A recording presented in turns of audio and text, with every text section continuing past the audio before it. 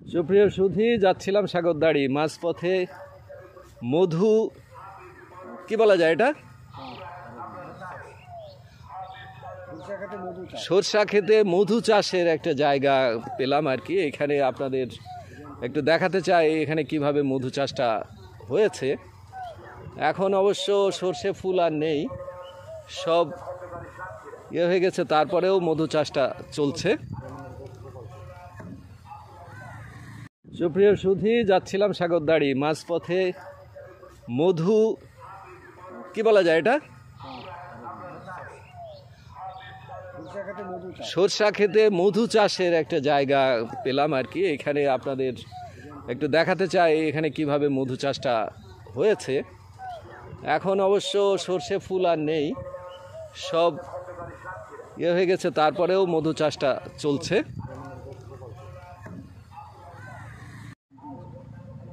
হ্যাঁ, সাথে আছে রতনদা। আমরা দেখি মধু চাষের ইয়েটা। প্রথমে একটু শুনি আপনার কাছে, আপনি কি এখানে মধু চাষ করেন? আপনি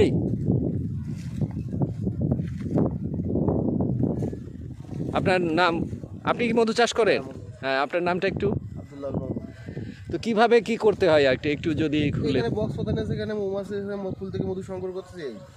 এই আপনাদের কোথায়? সাতক্ষীরা শ্যামনগর। আচ্ছা, এখানে টেন্টে আপনারাই থাকেন?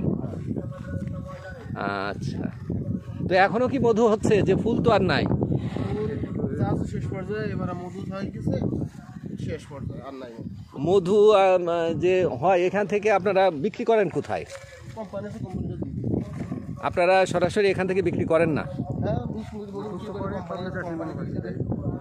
এই কীরকম দাম নেন এখান থেকে মধু? 450 টাকা কেজি। আচ্ছা, এখন কি মধু আছে? আচ্ছা, আপনাদের কি পাত্র আছে? ওটাই দেন। তাহলে আমরা দেখছি যে মধু এখানে এইরকম বক্স পাতা আছে সব জায়গায়। এই বক্সের আপনারা দেখেন যে এই মৌমাছি, প্রত্যেকটা বক্সের সামনে মৌমাছি। এই মৌমাছি ওই যে নিচে ছোট্ট ছিদ্র আছে, ওই ছিদ্রর মধ্যে দিয়ে ঢুকে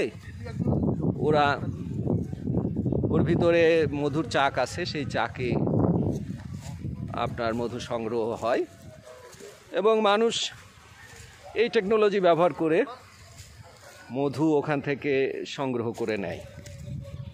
এভাবে পুরা সর্ষে মৌসুমে এটা চলতে থাকে। এখন শেষ পর্যায়ে, এখনও চলতেছে এটা, এবং এই মধু সংগ্রহের কাজ কিছুদিনের মধ্যে এখান থেকে শেষ হয়ে যাবে। আপনারা শুনেছেন যে এখান থেকে মধু, সর্ষে ফুলের মধু 450 টাকা কেজি দরে বিক্রি করে, আর কোম্পানির লোকজন এখান থেকে, বিভিন্ন কোম্পানির লোকজন এখান থেকে নিয়ে যায়। আপনারা কি বহু বছর ধরে এটা করেন? কত বছর ধরে সাধারণত এটা করেন? 10-15 বছর ধরে।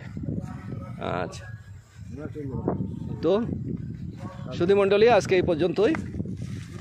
মধু সংগ্রহের এই বিষয়টা এখানেই শেষ করছি।